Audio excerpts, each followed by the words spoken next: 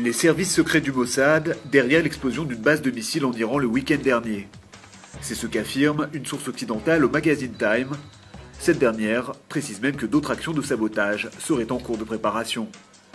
Samedi, près de Téhéran, une base des gardiens de la Révolution abritant des missiles balistiques avait explosé, faisant 17 morts et une vingtaine de blessés. Parmi les militaires tués figure Hassan Tehrani Moukadam, un général responsable du programme iranien de missiles.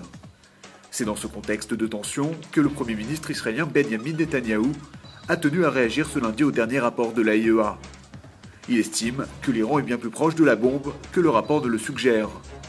Reste que l'ancien président iranien Mohammad Khatami a adressé une mise en garde à Israël. En cas d'attaque contre les installations nucléaires de son pays, il promet que l'opposition iranienne s'unira contre l'État hébreu. Le tourisme entre Israël et l'Iran n'est décidément pas pour demain. D'après la télévision officielle du régime, le Parlement s'apprête à amender une nouvelle loi qui durcit les sanctions contre tout citoyen iranien qui se rendrait sur le territoire de l'État hébreu. Conséquence, sa peine de prison ferme passerait des 3 mois actuellement en vigueur à une période de 5 ans. Une sanction alourdie, mais qui est déjà en vigueur depuis 1979, date de la chute du Shah d'Iran. Ce lundi, la Knesset accueillait une nouvelle réunion de la Commission des Affaires étrangères et de la Défense à Jérusalem. L'occasion pour Avigdor Lieberman d'annoncer que le blocus de la bande de Gaza allait être allégé sous certaines conditions. Évoquant son dernier entretien avec son homologue français Alain Juppé, le turbulent chef de la diplomatie israélienne a prouvé qu'il n'avait rien perdu de sa verve et de son sens de l'humour.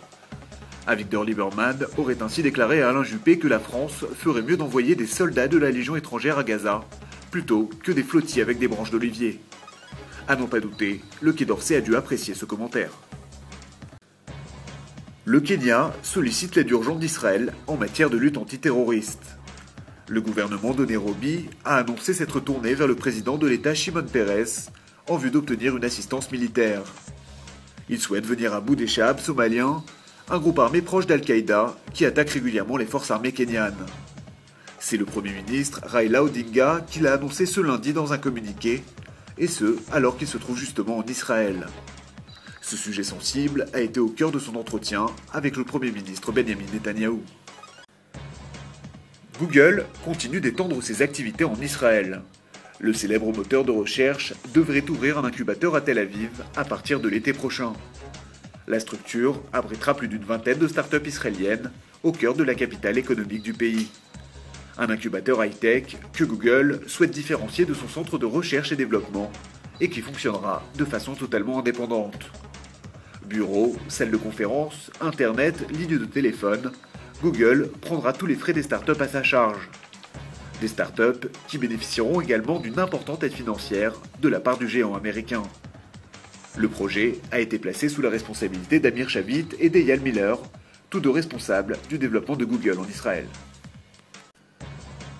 8 sociétés israéliennes figurent dans le prestigieux classement du Global Clean Tech, une société de recherche reconnue dans le domaine de l'innovation en matière de technologie propre. Pour se qualifier, les firmes doivent donc être des entreprises de technologie propre indépendantes, à but lucratif et donc cotées sur une bourse importante.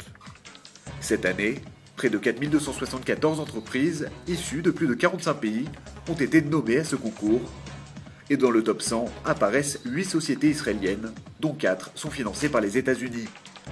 Parmi elles, on retrouve Better Place, la société de Shai Agassi, qui développe actuellement un modèle unique de voiture électrique.